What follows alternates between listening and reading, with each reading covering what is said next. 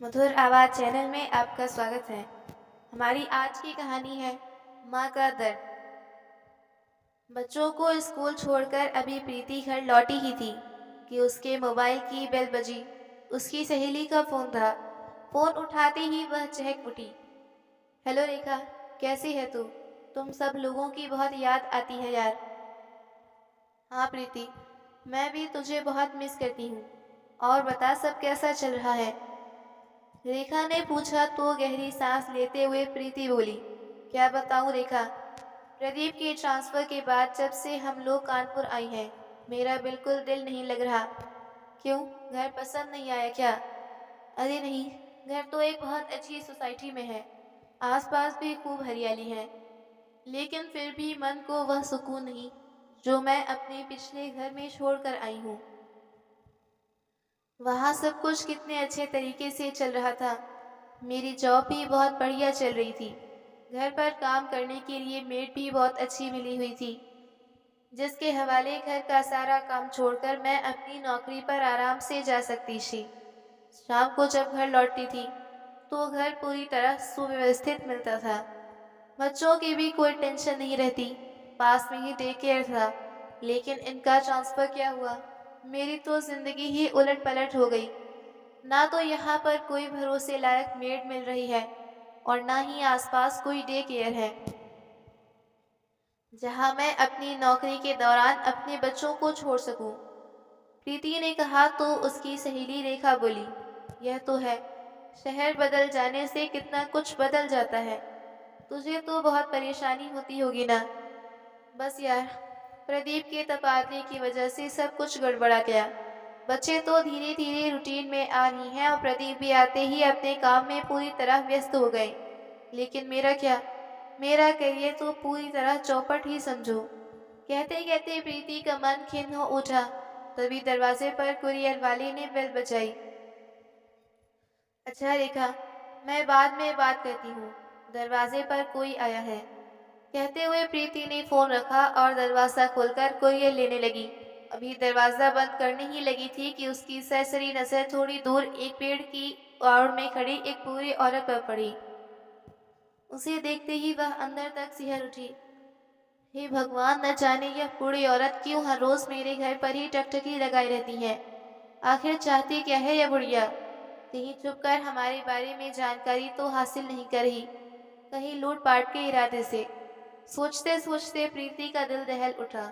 उसके मन में कई तरह की आशंकाएं घिरने लगी, क्योंकि 3 दिन से लगातार वह बुजुर्ग औरत उसके घर पर नजर बनाए हुए थी। हर बीते पल के साथ प्रीति के मन की बेचैनी बढ़ती जा रही थी। रात को उसका पति घर आया तो प्रीति को बेचैन देखकर बोला, अरे क्या हुआ, तुम परेशान लग रही हो? परेशानी की तो बात ही है, वह अजीब सी बूढ़ी औरत मुझे आज फिर दिखाई दी। न जाने क्या चाहती है वो। लेकिन प्रीति, इसमें चिंता की कोई बात नहीं है, वह बूढ़ी औरत ही तो है। आप भी हद करते हैं। आजकल चोरी और डकैती एक आम बात तो हो गई है। टीवी पर भी बच्चों के अपहरण की खबरें आए दिन आती रहती हैं। हमारे घर पर नजर रखने के पीछे जरूर उस बूढ़ी औरत का कोई ना कोई मकसद होगा। यह सुनकर प्रदीप भी थोड़ा चिंतित हो उठा और फिर बोला, ठीक है, मैं सोसाइटी के गार्ड को बोल देता हूँ ध्यान रखने के लिए। अगली बार कुछ ऐसा हो तो मुझे तुरंत कॉल कर देना। बात ज्यादा बढ़ेगी तो हम पुलिस कंप्लेन कर देंगे। उसके बाद 2-3 दिन बीत गए। अपनी जिंदगी को दोबारा से पटरी पर लाने की प्रीति की कोशिश जारी थी, ताकि वह फिर से नौकरी पर जाना शुरू कर सके। हर रोज छत पर कपड़े सुखाते हुए प्रीति की नजर अनायास ही इधर उधर दौड़ने लगती। 3 दिन से वह बूढ़ी औरत नजर नहीं आ रही थी। मन को एक सुकून आया, चलो इस मुसीबत से तो पीछा छूटा। परंतु अगले दिन जब प्रीति अपने बच्चों को स्कूल बस में बिठाकर घर वापस आ रही थी, तभी अचानक उसके सामने वह बूढ़ी औरत आ गई। उसे देखते ही प्रीति अंदर तक कांप गई। उसने अपने कदमों की गति तेज कर ली। बेटी, मेरी बात तो सुनो, बेटी सुनो तो। वह बूढ़ी औरत पीछे से आवाज लगाने लगी, लेकिन प्रीति तेजी से दौड़ती हुई अपने घर चली आई और दरवाज़ा बंद करके तुरंत अपने पति को फ़ोन लगा दिया। तुम घबराओ मत प्रीति, मैं अभी पुलिस को फ़ोन करता हूँ, तब तक दरवाज़ा बंद रखना। करीब आधे घंटे के बाद प्रदीप पुलिस के साथ घर पहुँच गया। वह वृद्ध महिला वापस वहीं बैठी थी, जहाँ बैठकर वह हमेशा उस घर की ओर देखती रहती। पुलिस ने उस बूढ़ी औरत से पूछताछ की और फिर आस पड़ोस के लोगों से भी कुछ सवाल पूछे, लेकिन पूछताछ करने के बाद जो कुछ भी सामने आया, उसे सुनकर प्रदीप की हैरानी का ठिकाना न रहा। थोड़ी देर बाद जब घर की बेल बजी, तो प्रीति ने दरवाजा खोला तो देखा कि दरवाजे पर प्रदीप उस बूढ़ी औरत के साथ खड़ा था। यह देखकर प्रीति विस्मित सी रह गई। इससे पहले कि वह कुछ पूछती, प्रदीप घर के अंदर आया और बूढ़ी औरत गेट पर ही खड़ी रही। प्रदीप, यह तो वही औरत है ना, जिसके बारे में मैंने आपसे बात की थी। आप उसे यहाँ क्यों ले आए? गुस्से से प्रीति ने पूछा तो प्रदीप बोला, प्रीति, मैं तो पुलिस को अपने साथ लेकर आया था ताकि पता चल सके कि यह औरत कौन है और हमारे ही पीछे क्यों पड़ी है। और पूछताछ में जो कुछ भी पता चला है ना, उसे अगर तुम भी सुनोगी तो हैरान रह जाओगी। तो क्या पता चला? प्रीति ने बेचैनी से पूछा। प्रीति, जैसा हम उस औरत के बारे में सोच रहे थे ना, वह वैसी नहीं है। जानती हो वह औरत कौन है? प्रीति आश्चर्यचकित चेहरा लिए आगे की बात सुनने को बेकरार थी। तो प्रदीप ने कहा, उनका नाम शारदा देवी है। इससे पहले इस घर की मालकिन वह थी। क्या? लेकिन ऐसा कैसे हो सकता है? यह घर तो आपने अपने कलीग और दोस्त रोहित वर्मा से खरीदा था, जिसे विदेश में बहुत अच्छी नौकरी मिल गई थी। क्या यह रोहित वर्मा की माँ है? हाँ प्रीति, यह बेचारी बूढ़ी और अभागी औरत उसी रोहित की माँ है। लेकिन प्रदीप, रोहित वर्मा ने तो बताया था कि उसके माँ बाप इस दुनिया में है ही नहीं। उसने झूठ बोला था प्रीति। उसके पिता की मृत्यु 1 वर्ष पहले हुई थी। उसके बाद उस बेशर्म इंसान ने सबसे पहले धोखाधड़ी से सब कुछ अपने नाम करवा लिया और फिर अपनी विधवा माँ को ही वृद्धाश्रम भेज दिया। उसके बाद यह घर हमें बेचकर वह चुपचाप विदेश चला गया। क्या कोई इंसान अपनी माँ के साथ इतना बड़ा धोखा कैसे कर सकता है? और वह भी तब जब उसकी माँ का कोई और सहारा भी नहीं था। प्रीति आश्चर्यचकित हो गई और उधर प्रीति की आंखें भी नफरत से भर उठी थी। फिर कुछ सोचते हुए प्रीति ने कहा, अच्छा चलो, अगर यह इस मकान की पुरानी की मालकिन है भी, तो अब यहाँ क्या करने आई हैं? अपना घर वापस लेने। लेकिन प्रदीप, हमने तो इस घर की पूरी कीमत देकर इसे खरीदा है ना। प्रीता चिंता भरे स्वर में बोली। तो प्रदीप ने कहा, अरे नहीं प्रीति, वह बात नहीं है। दरअसल आज उनके पति की मृत्यु को पूरा 1 साल हो चुका है। आज उनकी पहली बरसी है, इसलिए वह उस कमरे में दिया जलाकर उनकी आत्मा की शांति के लिए प्रार्थना करना चाहती हैं, जहां वह और उनके पति रहते थे, जहां उन्होंने अंतिम सांस ली थी। यह क्या बात हुई भला? ना तो यह घर अब उनका है और ना ही वह कमरा। फिर यहाँ प्रार्थना करने से क्या फर्क पड़ने वाला है? मेरी तो इन बातों में बिल्कुल आस्था नहीं है। अरे प्रीति, वह तुम्हारी सोच है। तुम्हारी आस्था नहीं तो ना सही, उनकी तो है। और अगर हमारे यहाँ करने से किसी को थोड़ी सी खुशी मिल जाती है, तो हमारा क्या चला जाएगा? करने देते हैं उन्हें प्रार्थना, थोड़ी देर की ही तो बात है। हाँ तो ठीक है, आप उन्हें अंदर बुला लीजिए। अनमने ढंग से प्रीति ने कहा तो प्रदीप जाकर शारदा जी को अंदर ले आया। दुबली पतली काया, शरीर पर पुरानी सी सफेद सूती साड़ी, जहाँ एक ओर शरीर से हड्डियां बाहर निकलने को आतुर, तो वहीं दूसरी ओर अंदर धंस चुकी उनकी भीगी आंखें। शारदा देवी को गौर से देखते हुए प्रीति का कलेजा मुंह को आने लगा। अंदर आकर शारदा देवी ने प्रीति और प्रदीप के सिर पर हाथ रखकर उन्हें खूब आशीर्वाद दिए और फिर एक नजर उठाकर उस कमरे को देखने लगी, जो कभी उनका अपना हुआ करता था। पल भर में ही न जाने कितनी यादें उनके मानस पलट पर उभर आईं। न जाने कितने सुख और कितने दुख भरे पल एक साथ उनकी आंखों में तैरने लगे। यह कमरा हुआ करता था मेरे और रोहन के पिताजी का। कोने वाले कमरे की ओर इशारा करते हुए शारदा देवी रूखे स्वर में बोली। तो प्रदीप ने जाकर उस कमरे का दरवाजा खोल दिया। हाथ जोड़कर प्रदीप और प्रीति का आभार प्रकट करते हुए वो कमरे के भीतर चली गई।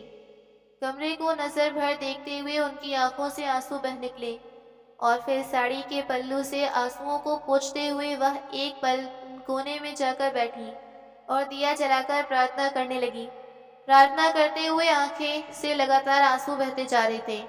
कुछ देर बाद जब प्रार्थना करके वह कमरे से बाहर निकली तो वापस उन दोनों को आशीर्वाद देने लगी और फिर बोली, बेटा, एक समय था जब मैं इस घर में दुल्हन बनकर आई थी और उस समय मैंने सोचा था कि अब इस घर से मेरी अर्थी ही निकलेगी, लेकिन कहते कहते शारदा देवी जी का कंठ अवरुद्ध हो गया। फिर कुछ पलों के अंतराल के बाद घर को निहारते हुए वो बोली, अपने परिवार के साथ जिंदगी के कितने ही खूबसूरत और खट्टे मीठे पलों का आनंद लिया था, लेकिन रोहन के पिताजी के जाने के साथ सब कुछ खत्म हो गया। प्रीति और प्रदीप शारदा देवी की सारी बातें चुपचाप सुन रहे थे। शारदा देवी जाने से पहले घर के हर किस्से को निहारते हुए मानो वह दृश्य अपने आंखों में भर लेना चाहती थी। मन तो इस घर को छोड़ने को तैयार नहीं था, परंतु ज्यादा देर वहां रुक भी तो नहीं सकती थी।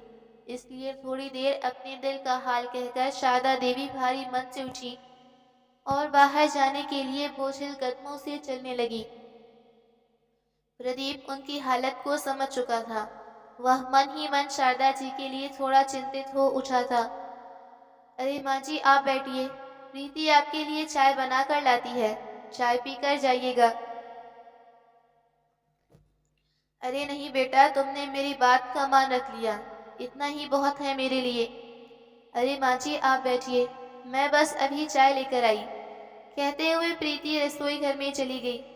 शारदा देवी वापस सोफे पर आकर बैठ गई। थोड़ी देर में प्रदीप रसोई घर में आया और उत्साहित स्वर में बोला, प्रीति, मेरे दिमाग में एक बहुत अच्छा आइडिया आया है, जिससे हम भी सुखी हो जाएंगे और इन माता जी के मन की मुराद भी पूरी हो जाएगी। अच्छा, ऐसा कौन सा आइडिया आया है? प्रीति ने हैरानी से पूछा तो प्रदीप ने कहा, क्यों ना हम इन्हें अपने घर में ही रख लें। क्या, यह तुम क्या कह रहे हो? तुम्हारा दिमाग तो ठीक है, हमने यहाँ कोई धर्मशाला नहीं खोली है। प्रीति झल्लाते हुए बोली तो प्रदीप ने उसे समझाते हुए कहा, प्रीति जरा सोचो तो, वैसे भी वह अकेली है, कितनी दुखी है बेचारी, और यहाँ इस घर में तो जैसे उनकी जान बसी है। अगर हम उन्हें यहाँ रहने की जगह दे दें तो उन्हें यह घर छोड़ के जाना भी नहीं पड़ेगा, और तो और तुम्हारी भी परेशानी दूर हो जाएगी। वह हमारे घर का ख्याल भी रख लेंगी, फिर तो तुम बड़े आराम से अपनी नौकरी पर जा सकती हो।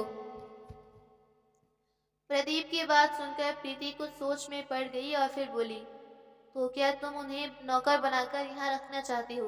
तो प्रदीप ने कहा, अरे नहीं, हम इन्हें कोई तनख्वाह नहीं देंगे, इन्हें तो हम अच्छा खाने और पहनने को देंगे, और वैसे भी काम के लिए तो काम वाली बाई आती ही है, लेकिन उनके रहने से हमें यह फायदा हो जाएगा कि यह घर के सदस्य की तरह काम वाली बाई पर भी नजर रखेंगी और हमारी अनुपस्थिति में घर का ख्याल भी रखेंगी।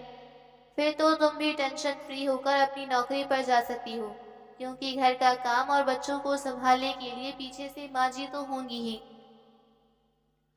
अच्छा, तो यह आइडिया है तुम्हारा, मान गई तुम्हें, लेकिन क्या माताजी इस बात के लिए राजी होंगी? लो, यह भी कोई पूछने वाली बात है? जहाँ उनकी जान बसी है, हम तो उन्हें उस घर में रहने का मौका दे रही हैं, वह मना तो कर ही नहीं सकती। लेकिन प्रदीप, सोचने वाली बात है कि उन्हें तो उनके बेटे ने ही धुतकार दिया, ऐसा तो नहीं कि ये माँ जी ही अच्छे स्वभाव की ना हो। कहीं ऐसा ना हो कि एक दिन ऐसा आ जाए कि वह मालकिन बनकर हमारे घर पर अपना हक समझने लगे। अरे प्रीति, ऐसा कुछ नहीं होगा, तुम निश्चिंत रहो। यह सुनकर प्रीति चुप रह गई और फिर सोचने लगी, बात तो ठीक है, माँ जी के यहाँ रहने से मुझे बहुत सुख हो जाएगा। अभी तो मुझे ज़रूरत है तो उन्हें यहाँ रख लेती हूँ, फिर अगर उन्होंने कुछ ऐसा वैसा किया तो निकाल बाहर करूँगी उन्हें। वैसे भी यह घर हमारे नाम पर है, तो यह बूढ़ी औरत कर ही क्या सकती है। अरे प्रीति, किस सोच में पड़ गई? तुम चाय लेकर बाहर आओ, फिर उनसे बात करके देखते हैं। कहकर प्रदीप रसोई घर से बाहर निकल कर आया।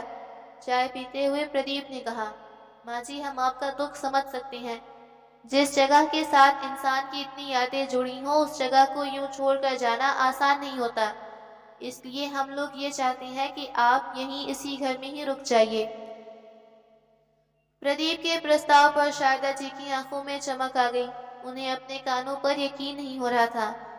आखिर मन ही मन वह भी तो यही चाहती थी। परंतु फिर उनके दिमाग में ख्याल आया कि जमाना तो इतना स्वार्थी है कि अपना सगा बेटा भी पैसे के लालच में दर दर की ठोकरें खाने को छोड़ देता है। जब अपना बेटा ही अपना न रहा तो फिर पराये लोगों से कैसे उम्मीद लगा लूं? कोई मुझे बिना मतलब के अपने पास क्यों रखेगा? यह सोचकर फीकी सी मुस्कान लिए शारदा जी बोले, अरे नहीं, मैं वृद्धाश्रम में ठीक हूँ। और वैसे भी मेरे यहाँ रहने से आप लोगों को परेशानी ही होगी। इतना सुनते ही प्रीति तपाक से बोली, अरे नहीं, परेशानी क्यों होगी, बल्कि आपके यहाँ रहने से तो हमें आराम हो जाएगा। मेरा मतलब है, आप बेझिझक यहाँ रह सकती हैं, हमें कोई परेशानी नहीं। प्रीति की बातों के पीछे छिपी मंशा शारदा जी समझ चुकी थी। उनकी जिंदगी के कड़वे अनुभवों ने उन्हें बहुत कुछ सिखा दिया था। परंतु सब कुछ समझते हुए भी वो उस घर में रहने के मोह में उन्हें मना न कर सकी और उस घर में उन लोगों के साथ रहने आ गई। आते ही किसी जादूगर की तरह उन्होंने पूरे घर को सुव्यवस्थित कर दिया और घर की सारी जिम्मेदारी बखूबी संभाली। परंतु दोनों बच्चों सिमी और बंटी को एक अजनबी औरत के साथ रहना थोड़ा अजीब लग रहा था। एक सप्ताह बीत चुका था, परंतु बच्चे उस बूढ़ी औरत को अपना मानने को तैयार नहीं थे। फिर एक दिन बच्चे स्कूल से घर लौटे और बोले, मम्मी, कल हमारे स्कूल ग्रैंड पेरेंट्स डे है। सब बच्चे अपने दादी दादा को लेकर आने वाले हैं, लेकिन हमारे पास ना तो दादा दादी हैं और ना ही नाना नानी। इतना सुनते ही प्रदीप शारदा जी की ओर इशारा करते हुए बोला, अरे, है तो तुम्हारे पास तुम्हारी दादी माँ। नहीं, यह हमारी दादी माँ नहीं है। जानते भी हैं मेरे दोस्त सौरभ की दादी कितनी मॉडर्न है। और ये तो, बंटी ने गुस्से से कहा और अपने कमरे में चला गया। यह सुनकर शारदा जी भी थोड़ी उदास हो गई, परंतु कोई और रास्ता भी नहीं था। इसलिए बुझे मन से दोनों बच्चे शारदा जी को अपने स्कूल ले जाने के लिए मान गए। एक नई साड़ी पहनकर शारदा जी बच्चों के स्कूल जाने को तैयार हो गई। प्रदीप अपनी गाड़ी से उन्हें और बच्चों को स्कूल में छोड़ आया। दोपहर को जब वे घर लौटे तो दोनों दादी की तारीफ करते नहीं थक रहे थे। मम्मी, पता है आपको, स्कूल में सभी इवेंट्स में दादी ने इतना अच्छा परफॉर्म किया कि सब लोग उनकी तारीफ कर रहे थे। उन्होंने तो स्पोर्ट्स इवेंट्स में भी भाग लिया और सौरभ की दादी को भी हरा दिया। हमारी दादी तो सुपरस्टार है। कहते हुए दोनों बच्चे बहुत उत्साहित थे। शारदा जी ने अपने सरल और हंसमुख स्वभाव से बच्चों को भी अपना बना लिया था। बच्चे उन्हें दादी माँ कहकर बुलाते थे। उनकी निगरानी में घर के सभी काम सुचारू रूप से होने लगे। बच्चे अक्सर दादी माँ के पास सोने की जिद करते, इसलिए प्रीति ने उनका बिस्तर भी बच्चों के कमरे में ही लगवा दिया था। आज सुबह जब प्रीति सोकर उठी तो सुबह के 7 बज रहे थे। अरे बाप रे, आज तो बहुत देर हो गई, कहीं बच्चों की स्कूल बस ना छूट जाए। सोचते हुए प्रीति जल्दी से कमरे से बाहर निकली तो देखा कि दोनों बच्चे स्कूल यूनिफॉर्म पहनकर तैयार हो चुके थे और शारदा जी उन्हें नाश्ता खिला रही थी। बच्चों के टिफिन भी तैयार थे। यह देखकर जहां एक ओर प्रीति हैरान रह गई तो वहीं दूसरी ओर उसके मन को बहुत सुकून मिला। यही सब तो चाहती थी वो। अब प्रीति पर घर की जिम्मेदारियों का ज्यादा भार नहीं था, इसलिए उसने नौकरी के लिए कुछ जगह आवेदन भेजे। कुछ ही दिनों में उसे नौकरी मिल गई। अब वह बेफिक्री से अपनी नौकरी पर जा रही थी। शारदा जी को खाना पकाने का बहुत शौक था, इसलिए वह खाना पकाने का काम स्वयं ही करने लगी और घर के बाकी सारे काम बड़ी कुशलता पूर्वक काम वाली बाई से करवा लेती। रसोई का तो वो खास ख्याल रखती थी, खासकर बच्चों के खाने के लिए नए नए स्वादिष्ट और पौष्टिक भोजन बनाकर दिया करती थी। इधर प्रीति और प्रदीप यह देखकर हैरान थे कि उनके दोनों बच्चे, जो हर रोज कभी चिप्स तो कभी पिज्जा बर्गर की डिमांड करते थे, जंक फूड के अलावा जिन्हें कुछ पसंद ही नहीं था, वो बच्चे घर के बने व्यंजन बड़ी खुशी खुशी खा रहे थे। दोनों बच्चे जो देर रात तक टीवी से चिपके रहते थे, अब दादी माँ से इस कदर घुल मिल गए थे कि रात को सोते समय टीवी देखने की जगह दादी माँ से कहानी सुना करते थे। शारदा जी धार्मिक कहानियां सुनाकर दोनों बच्चों में अच्छे संस्कार डाल रही थी। बच्चों में आए इस सुखद परिवर्तन को देखकर प्रीति और प्रदीप फूले न समाते थे, क्योंकि उन दोनों ने कभी अपने बच्चों के साथ इस तरह समय गुजारा ही नहीं था।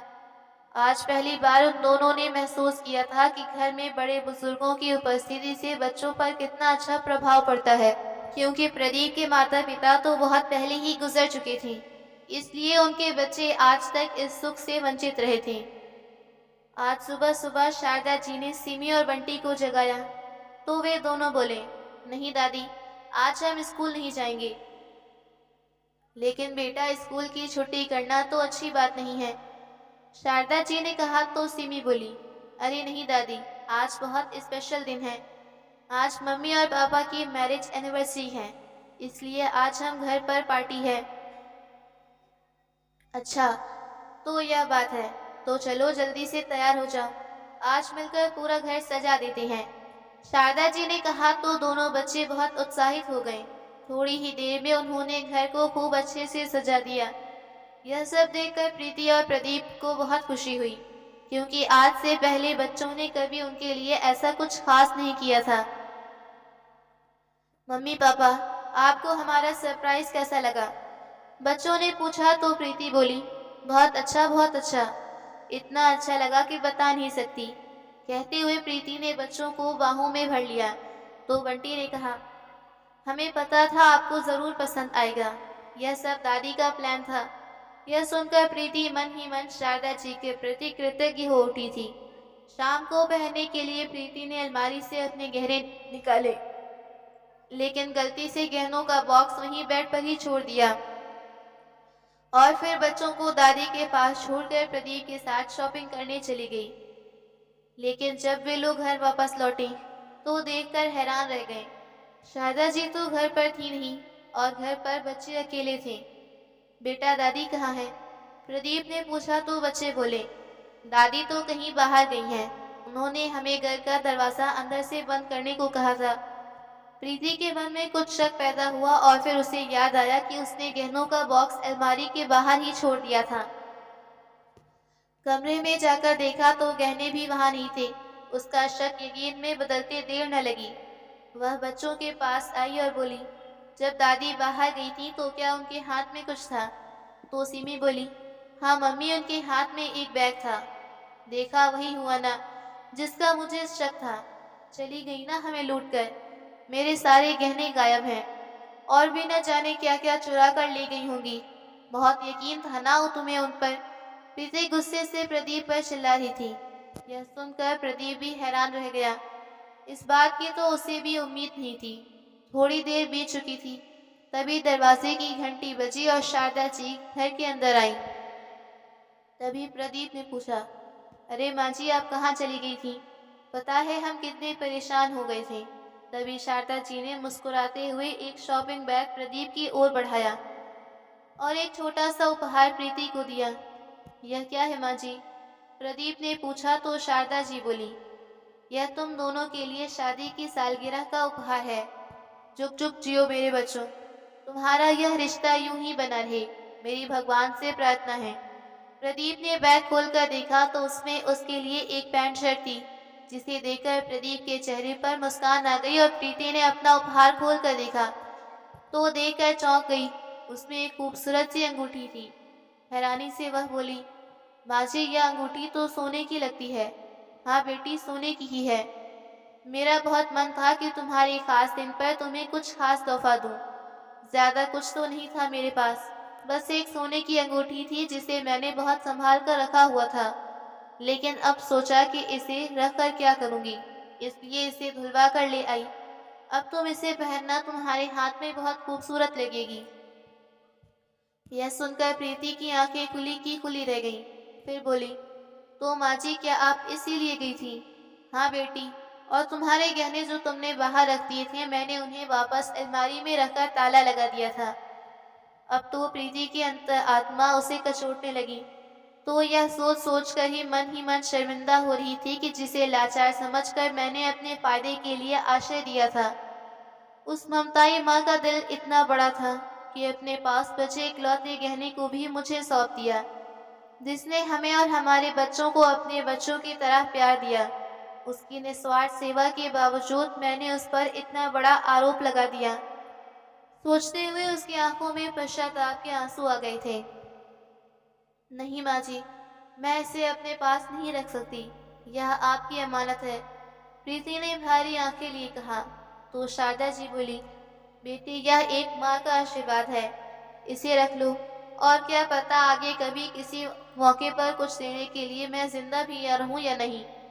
नहीं माँ जी, आप ऐसे शब्द अपने मुंह से भी मत निकालिए। भगवान आपका आशीर्वाद हमारे सिर पर सदा बनाए रखे। कहते हुए प्रीति उनसे लिपट गई, जैसे बरसों बाद कोई बिछड़ी हुई बेटी अपनी माँ से मिल रही हो। वह दिन प्रीति को कभी नहीं भूला, क्योंकि उस दिन उसे भगवान ने एक ऐसा बेशकीमती उपहार दिया था जो अनमोल था, और वह उपहार था निस्वार्थ भावनाओं से भरा माँ का प्यार। और वह दिन शारदा जी के लिए भी याद बात बन गया, क्योंकि उस दिन उस घर में उनकी पुनर्प्रतिष्ठा हुई, एक आदरणीय माँ के रूप में। अगले ही दिन घर के बाहर लगी नेम प्लेट को भी बदल दिया गया और एक नई नेम प्लेट लगवाई गई, जिस पर लिखा था शारदा निवास। तो दोस्तों, आपको ये कहानी कैसी लगी, लाइक कमेंट करके जरूर बताइएगा।